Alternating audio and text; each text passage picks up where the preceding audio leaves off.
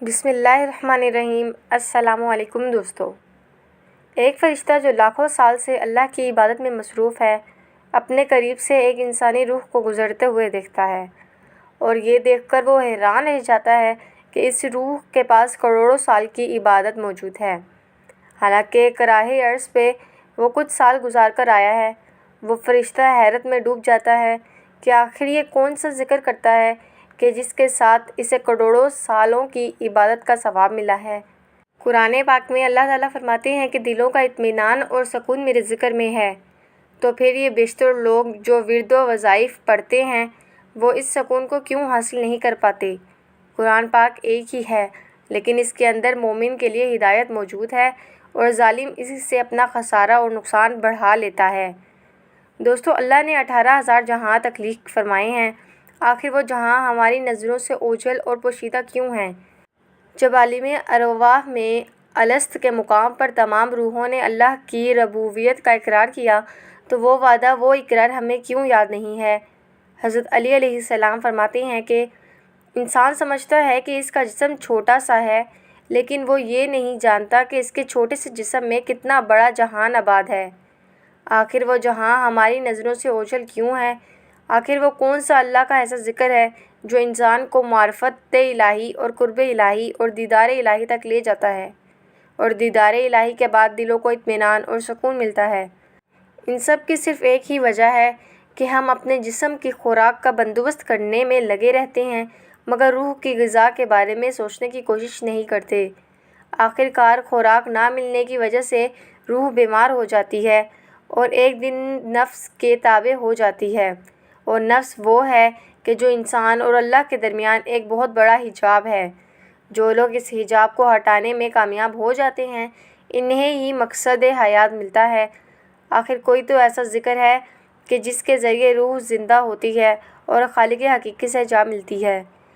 اس video میں آج ہم بہت سے رازوں سے پردہ اٹھائیں گے۔ دوستو، ہم بچپن سے سنتے آ رہے ہیں کہ اللہ کا ذکر روح کی غذا ہے۔ جیسا اس دنیاوی جسم کی غذا ہوتی ہے، ویسے ہی روحانی جسم کی بھی ایک خاص غذا ہوتی ہے۔ اللہ نے 18,000 جہاں تخلیق فرمائے اور ان میں مختلف مخلوقات تخلیق فرمائیں اور ان تمام مخلوقات کی غذا کا بندوبست کیا۔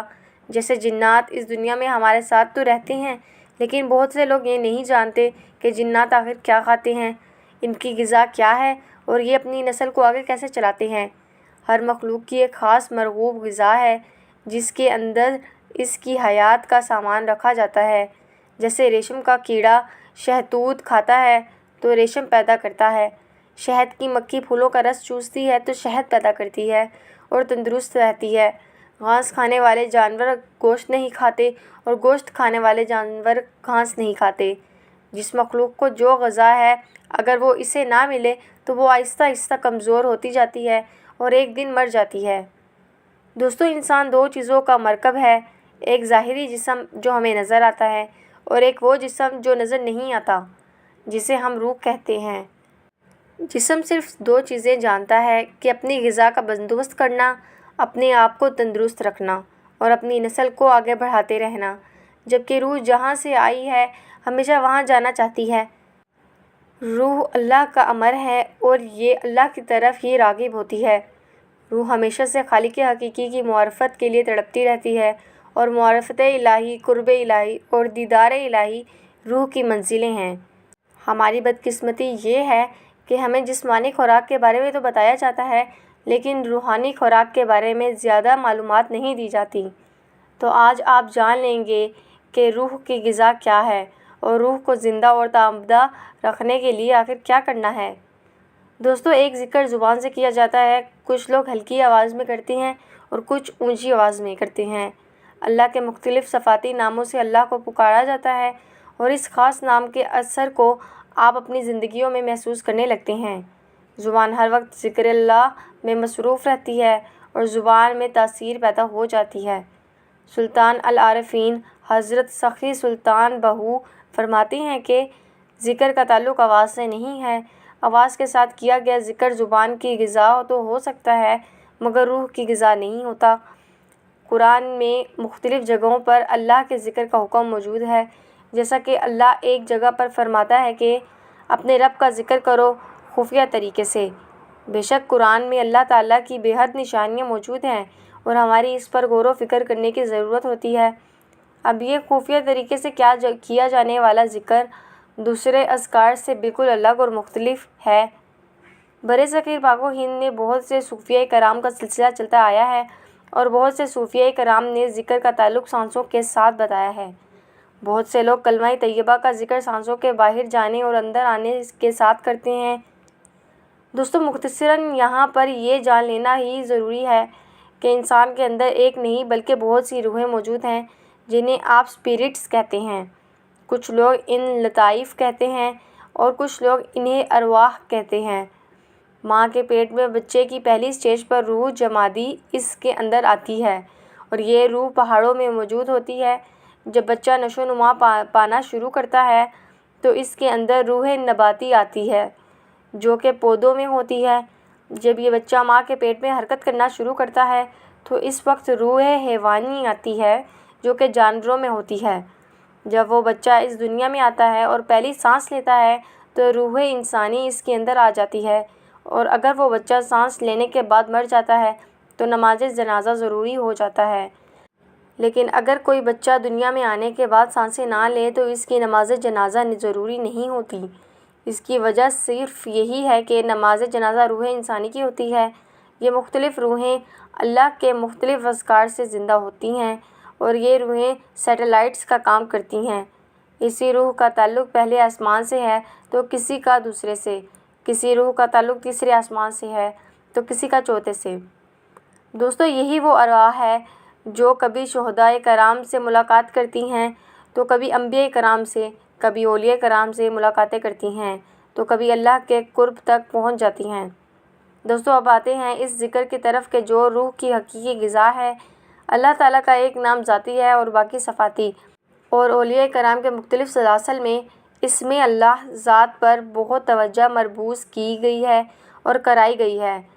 قرآن پاک میں قلب کا ذکر جگہ جگہ پر کیا گیا ہے، اس لیے قلب کو یا دل کو انسانی جسم میں ایک خاص اہمیت حاصل ہے جو انسانی جسم کا مرکز اور محور ہے۔ جب دل کی دھڑکن ایک دفعہ خون پمپ کرتی ہے تو لاکھوں بلڈ ویسلز، کروڑوں برین اینڈ ہارٹ نیورونز میں اس دھڑکن کو، اس پمپنگ کو محسوس کیا جاتا ہے۔ جب آپ آنکھیں بند کر کے اپنی دھڑکنوں کو محسوس کرتے ہیں اور دھڑکن کے ساتھ اپنے دل میں ہی اللہ اللہ پکارتے ہیں، اس وقت کروڑوں سال کی عبادت ہو جاتی ہے۔ انسان کا دل خون پمپ کرتا ہے اور ساتھ اللہ پکارتا ہے، اور وہ اللہ کی گونج لاکھوں بلڈ ویسلز اور کروڑوں برین اینڈ ہارٹ نیورونز کے اندر گونجتی ہے۔ دل نے ایک دفعہ خون پمپ کرتے وقت اللہ پکارا اور کروڑوں دفعہ اللہ کا نام جسم کے روم روم میں گونجا۔ یہی وہ خاص عبادت ہے کہ جس کے ذریعے انسان فرشتوں پر سبقت لے جاتا ہے، کیونکہ فرشتوں کے پاس نورانی جسم تو موجود ہے مگر اس میں دل نہیں ہے۔ جب کچھ عرصہ انسان دل سے اللہ کا نام پکارتا رہتا ہے تو آہستہ آہستہ اس کی روح پھڑپھڑانے لگتی ہے، خوابوں کا ایک لامتانی سلسلہ شروع ہو جاتا ہے اور انسان اپنے آپ کو پہچاننا شروع کرتا ہے، اور جب یہ روح مکمل طور پر حیات پاتی ہے تو معرفت الہی اور قرب الہی کی منزلوں سے گزرتی ہوئی دیدار الہی تک پہنچ جاتی ہے۔ اس کے بعد انسان عشق الہی میں مبتلا ہو جاتا ہے، وہ اللہ کا قرب حاصل کر لیتا ہے اور انسان کو وہ مقام حاصل ہوتا ہے کہ جس کے بارے میں اللہ نے حدیث قدسی میں فرمایا ہے کہ جب کوئی شخص میرا قرب حاصل کرتا ہے یہاں تک کہ میں اس سے محبت کرنے لگتا ہوں، جب میں اس سے محبت کرنے لگتا ہوں تو میں اس کے کان بن جاتا ہوں جن سے وہ سنتا ہے، اس کی آنکھیں بن جاتا ہوں جس سے وہ دیکھتا ہے، اس کے ہاتھ بن جاتا ہوں جس سے وہ پکڑتا ہے، اور اس کے پاؤں بن جاتا ہوں جن سے وہ چلتا ہے۔ یعنی انسان کے روم روم میں اللہ سما جاتا ہے اور اس کے بعد انسان جو بھی کرتا ہے وہ اللہ کی مرضی سے کرتا ہے۔ قرب الہی میں ڈوبتا ڈوبتا انسان اپنی ذات کو فنا کر دیتا ہے۔ فنا کا مقام وہ مقام ہے کہ جس کے بارے میں حدیث پاک میں اشارہ ہے کہ مر جاؤ اس سے پہلے کہ تمہیں موت آ لے۔ بے شک یہ اشارہ فنا فی اللہ کی طرف ہی ہے۔ جب انسان اپنی ذات کو فنا کر دیتا ہے تو یہ جہاں اور دوسرے کئی جہان انسان کے لیے ایک جیسے ہو جاتے ہیں۔ وہ اس دنیا میں رہتے ہوئے مختلف جہانوں کی سیر کرتا ہے، جیسا کہ 18,000 جہان اللہ نے اپنے اولیاء اور انبیاء کی پرواز کے لیے تخلیق فرمائے، تو انسان اپنی روح کو زندہ کرنے کے بعد ان جہانوں کا مشاہدہ کرتا ہے اور اللہ تعالیٰ کی نشانیوں سے اللہ تعالیٰ کے مزید قریب ہوتا چلا جاتا ہے، اور ہے کہ اللہ اسے دنیا کے سامنے ظاہر کر دیتا ہے، جیسے سورج اپنی روشنی کو ظاہر کرتا ہے، اپنی خوشبو کو ظاہر کر دیتی ہے۔ یہ وہ مقام ہے جس کے بارے میں قرآن پاک میں اللہ فرماتا ہے کہ میرے وہ بندے لاکھوں فن ہو جاتے ہیں، یعنی انہیں کسی چیز کا ڈر اور خوف نہیں رہتا، چاہے وہ موت ہی ہو۔ یہ ذکر انسان کی روح کو نفس کی قید سے آزاد کرواتا ہے اور اس کی روح کو دوام بخشتا ہے۔